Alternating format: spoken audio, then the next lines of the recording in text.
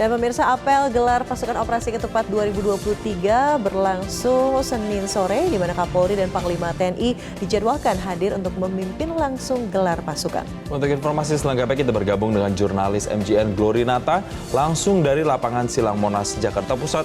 Selamat siang Glory, bagaimana persiapan jelang berlangsungnya apel gelar pasukan nanti?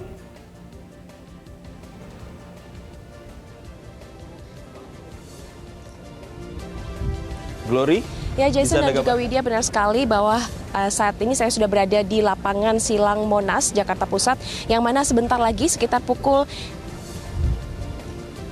Jason dan juga Widya, benar sekali saat ini saya sudah berada di lapangan Silang Monas, Jakarta Pusat, dan rencananya nanti pukul 15 waktu Indonesia bagian Barat akan segera diadakan acara apel gelar pasukan, yang mana ini merupakan suatu kesiapan dari pihak kepolisian untuk menggelar operasi ketupat 2023 dalam rangka pengamanan libur mudik lebaran 2023. Dan tentu saja pemirsa di rumah ini bertanya-tanya dan juga ingin mengetahui apa saja langkah-langkah yang akan diambil oleh pihak kepolisian dan juga bagaimana persiapan terkait dengan rekayasa lalu lintas. Saat ini sudah ada bersama dengan saya Direktur Penegakan Hukum Dirgakum Korlantas Polri dengan Bapak Brigjen Pol Aan Suhanan. Selamat siang Bapak. Selamat siang. Oke Bapak, ini pemirsa di rumah pengen tahu nih Pak, apa saja sih nanti rekayasa lalu lintas yang akan dilakukan kepolisian untuk pengamanan arus mudik lebaran 2023? Oke, jadi untuk rekayasa lalu lintas sudah kita siapkan ya, baik itu di jalan tol maupun di jalan arteri.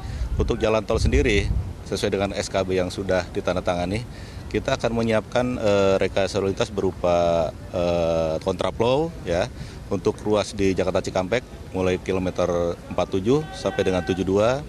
Kemudian kita juga akan melakukan one way ya di kilometer 72 sampai kilometer 414. Ini sesuai dengan SKB yang sudah kita tandatangani, akan berlaku mulai besok.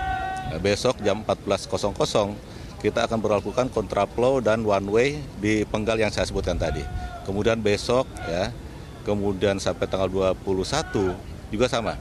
Kita akan berlakukan kontraflow dan one way mulai jam 8 pagi untuk tanggal 19 sampai 21 sampai jam 24.00. Kemudian arus baliknya pada tanggal 24 sampai 25 kita akan laksanakan one way dari arah timur ya, 414 sampai dengan 72, kemudian kita akan kontraflow dari 72 sampai 47. Pak, kalau titik-titik mana saja yang menjadi perhatian dan juga yang menjadi rawan kecelakaan? Kita petakan untuk di tol ini ya, setidaknya ada 4 titik ya, ada 9 titik rawan kecelakaan lalu lintas ya, baik itu di jalan tol Jakarta Cikampek, kemudian Cipali, sampai dengan ke Jawa Timur ya, Solo, Kertosono, sampai dengan Surabaya. Ini sudah kita petakan ya, berdasarkan evaluasi yang kita punya, ada 9 titik yang sudah kita antisipasi ya, dengan mengelola daerah rawan tersebut, kemudian kita tempatkan pos dan patroli yang insentif sana. Kalau langkah-langkah untuk nantinya mengurai kepadatan atau kemacetan, Pak? Ya, jadi tadi kita akan melakukan rekayasa lalu lintas, terutama untuk di tol ya, sampai pada keputusan kontraflow dan one way ini tentu berdasarkan simulasi yang sudah kita laksanakan.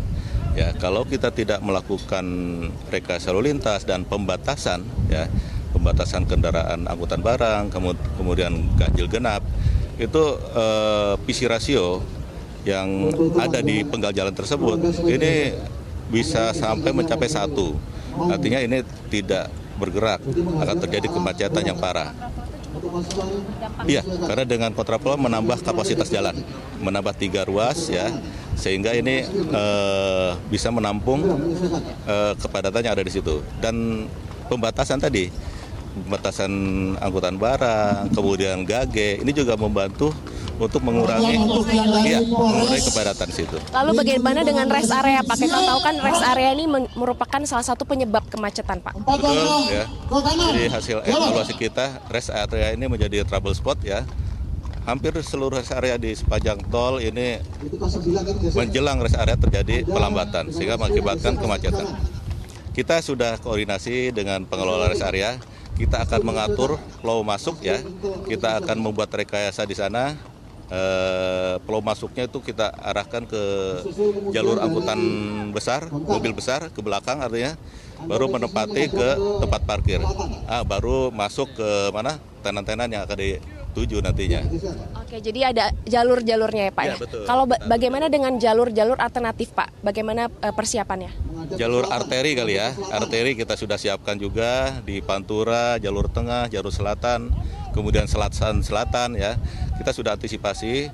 Pantura tentu kita sudah petakan juga beberapa trouble spot, ada pasar tumpah, ada kegiatan masyarakat. Ini sudah dikelola oleh para dirlantas ya, bekerja sama dengan pemerintah daerah untuk mengelola pasar-pasar tumpah ini dengan bekerja sama dengan Pemda. Apabila nanti masih terjadi kemacetan di pasar tumpah atau di trouble spot yang lain, kita akan melakukan rekayasa lalu lintas berupa kontraflow atau pengalihan arus ya, atau buka tutup itu sudah disiapkan semua. Ada himbauan nggak Pak untuk ke para pemudik, baik itu roda 4 maupun roda 2? Baik, jadi mengingat kecelakaan juga masih menjadi perhatian kita, kami himbau kepada para calon pemudik untuk mengecek kembali kendaraannya, ya fungsi remnya dan lain sebagainya. Kemudian pastikan kesehatan, ya kesehatan para pengemudi. Kalau lelah, ngantuk, istirahat. Jangan memaksa untuk terus mengemudi sampai ke tempat tujuan. Ini sangat berbahaya. Ya. Kemudian tetap ikuti aturan, ikuti arahan petugas, ikuti jadwal yang sudah ada. Ya. Jangan menyerobot atau tetap disiplin lajur. Ya. Ini sehingga bisa membantu berkontribusi untuk kelancaran arus lalu lintas. Kemudian satu lagi untuk pengendara roda 2, ini kami himbau untuk tidak menggunakan roda 2 pada saat mudik ya, karena ini sangat potensial terjadi kecelakaan. Data kita menunjukkan bahwa roda 2 ini banyak terlibat kecelakaan lalu lintas. 75% lebih keterlibatan roda 2 dalam kecelakaan lalu lintas yang terjadi. Jadi kami himbau untuk tidak menggunakan roda 2. Pemerintah sudah menyiapkan mudik bareng ya untuk pengemudi roda 2, kereta api sudah ada, itu masih kosong saya dengar. Kemudian bis, kapal laut juga sudah disiapkan untuk mengangkut roda 2 ini. Pak, terakhir Pak, untuk titik-titik mana saja yang ada posko operasi ketupat ini Pak? Kita yang pertama di tempat rawan kecelakaan tadi ya. Ada 9 titik, ada di jalan tol, kemudian di jalan wisata, jalur Pantura, tengah, selatan juga kita tempatkan pos-pos itu.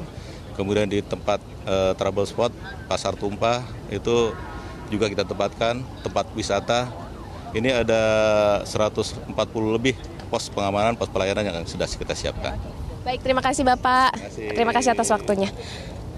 Pemirsa, itu tadi penjelasan singkat terkait dengan mudik. Tentu saja dari pihak kepolisian menghimbau agar masyarakat bisa langsung memperhatikan dan juga mengikuti rambu-rambu lalu lintas, kemudian juga mengecek kendaraan Anda sebelum menempuh perjalanan jauh, dan yang terakhir jika butuh bantuan dan ada kendala pada saat di tengah jalan bisa langsung mengunjungi posko-posko operasi ketupat yang ada tersebar di berbagai titik. Sementara demikian, Jason Widya. Baik, terima kasih Glorinata atas laporan Anda dan selamat bertugas kembali.